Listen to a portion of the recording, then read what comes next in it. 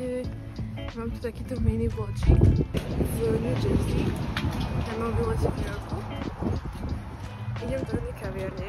Po 2 mesiacoch som konečne išla na takúto prechádzku sama so sebou. Pretože tam, kde bývam, nemám úplne moc šancu na to. A strašne si to tu užívam. Toto môžete vidieť. Krásne to tu je. A vlastne mám teraz hodinku čas, pretože moja rodina je spomalená a môžem si tu robiť, čo chcem, takže idem konečne si tam kávu po 3 mesiacoch a nejaké dobré pečenko. Takže tak. Toto je tá kaviareň. Ukážem vám ju spredu. Krásne Vianoce. Ideme dovnútra.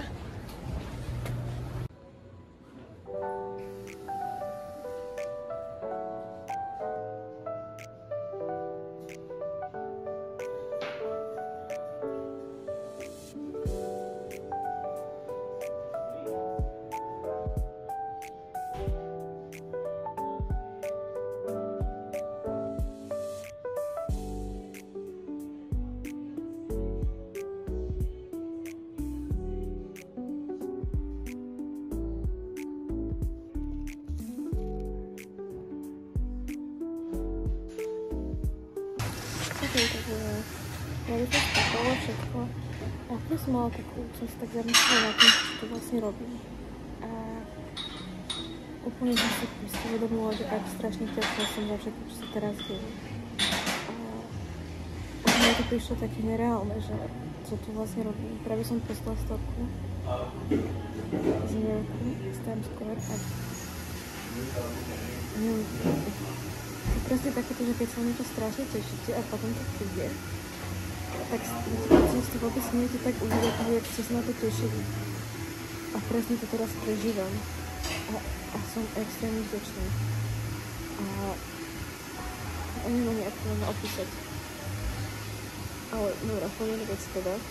Dopila som kávičku, dopila som croissant a čo sa týka kávy, tá bola brutálna, sladká.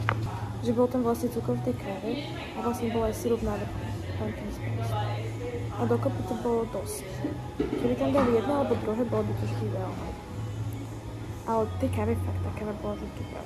By som bola, že možno tak 9-10. Akože fakt, že brutálne dobrá. Keby nebola taká sladká, tak dám asi 9,5. A čo sa týka toho croissantu, tak ten bol taký suší trošku, ale stále bol že v pohode. To by som dala asi tak, že 7. Takže som rád, že som si ho dala. Je tam asi jeden z tých lepších, čo som dala. Není najlepší, ale bol fajn. A je cena akože $8 za toto všetko. Mi príde, že v pohode, lebo tá káva bola fakt, že veľká. To prostredie je nádherné, takže odporúčam. Ale čo som si všimla, Američania vôbec nesidávajú v kaviarniach. Oni proste vždycky si iba prídu, zobrú kávu a odídu. To je strašne škoda, lebo je toto fakt krásne. Takže som fakt rada, že na Slovensku si ľudia chodia normálne sadnúť a využívajú to, že môžu sedieť.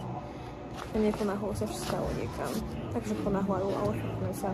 Ja neviem, úplne teraz chuť si natáčať tu po mesiaci. A neviem, strašne som vďačná. Znovu sa opakujem, ale to je podľa mňa strašne dôležité na živote. Byť vďačný. Aj keď to nie je úplne jednoduché. Ale proste vďačnosť je podľa mňa, že najdôležitejšie zo všetkého, čo môžete mať. Pretože keď ste vďační, tak proste môžete milovať, ste dobrí na ľudí a proste ide to všetko dokopy spolu. Takže neviem, proste buďte vďační. Buďte vďační, povedzte, ako všetkých ľúbite okolo seba, lebo nikdy neviete, čo sa môže stať. Život je krásny, treba si ho užívať. Ok, idem sa už pohnúť ďalej. Už to sedím dosť dlho. A akože celkovo by som asi dala, že takých 8,5. Akože fakt prostredie, káva, aj ten croissant, akože 8,5 je podľa mňa, že adekvátne. Takže určite odporúčam. A idem už von, pretože za chvíľku pôjdeme do mesta a chcem sa ešte trošku poprechádzať a užiť si slnečku a sa napiť s tým.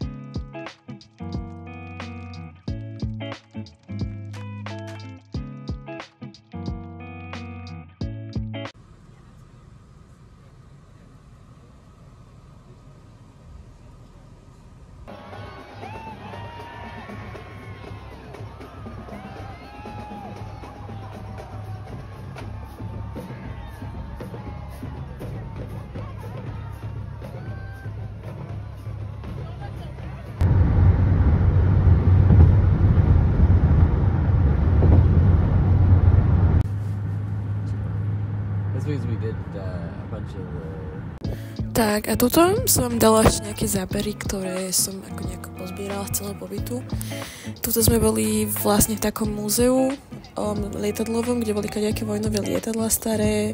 Bolo to celkom zaujímavé. Tuto mám krásny výhľad. Úplne som to cítila ako v rozprávke. Krásne to bolo. Išli sme aj na Harryho Pottera. A tuto máte aspoň niečo, ako to tam vyzeralo na Broadway. Harry Potter a zakliaté dieťa. A tie efekty, ktoré tam boli v tom divadle, boli úplne, že extrémne. Tá story nebola až taká dobrá, ale tie efekty boli, že topka. Samozrejme Victoria's Secret nemohla chýbať. Tu som videla tie úžasné krídla, ktoré mávajú na tých prehliadkách. Ja som tam pôvodne vlastne ani nechcela ísť, ale uvidela som tam zľavy, samozrejme, tak som tam musela ísť. A kúpila som si tú voňavku typickú Victoria's Secret a ešte si kúpila legginy na behanie. Išli sme potom aj do Apple, ktorý bol obrovský. Tam som si kúpila slúchatka, ktoré som aj stratila už, ale boli iba také obyčajné kablové. No a samozrejme nemohli sme vynechať Central Park, aj keď sme tam boli iba na pár minút, lebo už sme sa ponáhľali a bol večer. Ale určite som rada, že sme tam boli. No a samozrejme staré známe miesto Times Square.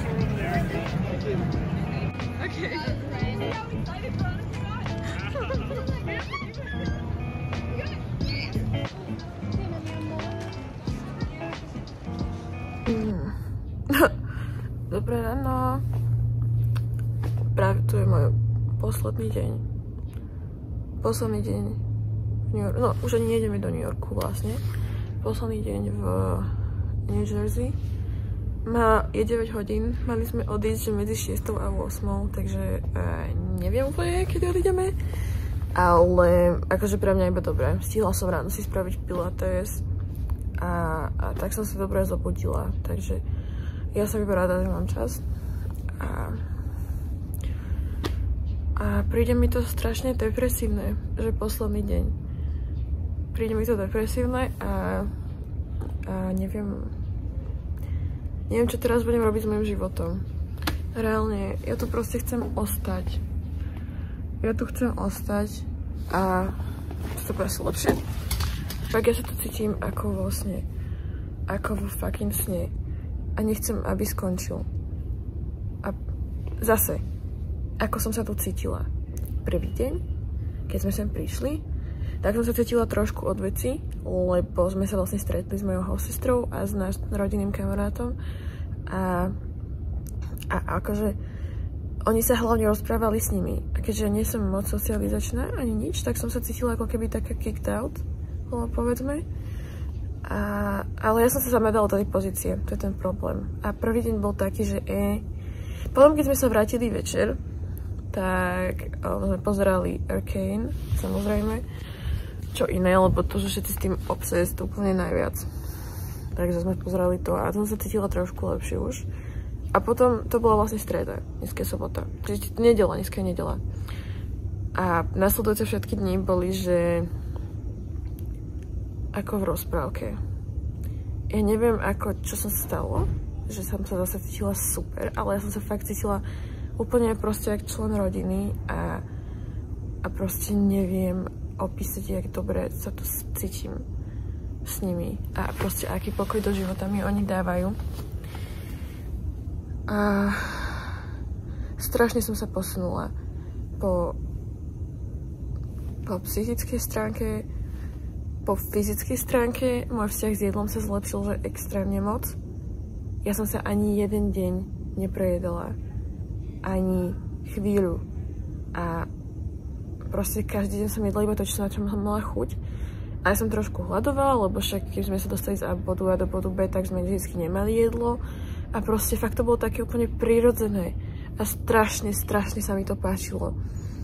Takže v tomto som sa tiež posunula. Uvedomila som si strašne veľa vecí. Proste včera mne sa vybil telefón asi o nejakej, čo to bolo, možno 6? O 6 sa mi vybil telefón. Ja som taká, že dokeľu, už si nebudem mať čas dokumentovať veci. A proste chcela som mať plnú galériu toho. Nemám toho až tak veľa, jak som chcela. A som bola taká, že dokeľu, nestihnem nejaké veci si proste dokumentovať a čo teraz budem robiť. A bolo to celé také, že chcela som mať ten telefón a bola som strašne nasratá. No, nebola som strašne nasratá, ale ako chápeme. A vlastne mne to strašne pomohlo, že som nemala ten telefón. Pretože ja som mohla proste si úplne, že najviac uvedomiť, že čo vlastne som tu a čo tu robím. Reálne my sme čakali, rodina si niečo kupovala, nejaké jedlo a ja som sa proste oprela o stĺp, klasicky, lebo ja sa opieram o všetko všade. Som sa oprela o stĺp a asi 10 minút som iba kúkala proste na tie mrakodrapy a na to všetko, čo bolo predo mnou. A som bola iba, že prosím, že to, čo tu robím práve, to, kde sa nachádzam. A úplne som si tak ako keby plno uvedomila, že ja som naozaj tu a naozaj sa to deje. A bola to extrémne silná chvíľka pre mňa. A okrem tohto teda aj ten pocit, že proste nemáte telefón. To určite poznáte. Že keď nemáte telefón, tak akože chvíľu je to také, že no, hľadáte ho, ale potom postupom času, keď si na to zvyknete, tak si to extrémne užívate, že nemáte proste žiadnu distrakciu a že si môžete na 100%, 110%, 150% užiť tú ako keby prítomnú chvíľku. A som strašne rada, že to stalo zrovna včera, v posledný večer. A ako keby jasné, že by som tu chcela ostať a jasné, že mi to bude strašne chýbať. Ale ako keby som plne pripravená na to sa vrátiť, pretože viem, že som dala všetko, čo som mohla v rámci mojich možností. Aj keď možno niečo by som spravila teraz inak, tak viem, že to bolo všetko tak, jak to malo byť. A úplne akceptujem fakt, že ideme domov. A je to neskutočne silné. Fakt neskutočne silné. A prajem každému, aby tento pocit zažil, pretože toto je fakt na neopísateľný pocit.